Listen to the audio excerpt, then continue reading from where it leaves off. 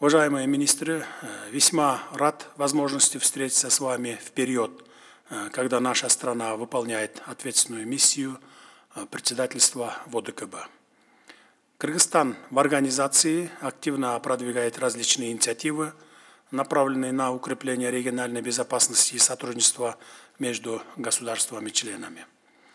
Мы придаем большое значение сотрудничеству между государствами-членами и в рамках своих приоритетов направим свои усилия на укрепление коллективной безопасности, развитие механизмов взаимопомощи, а также совместное противодействие современным вызовам и угрозам.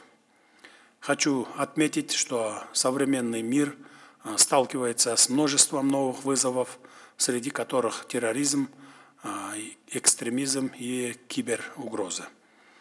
Все эти факторы оказывают давление на стабильность в регионе и требуют консолидации наших усилий. Со своей стороны хотел бы подчеркнуть, что усилия в рамках организации должны быть направлены на выстраивание оперативных и скоординированных действий в духе союзничества, взаимопонимания и поддержки.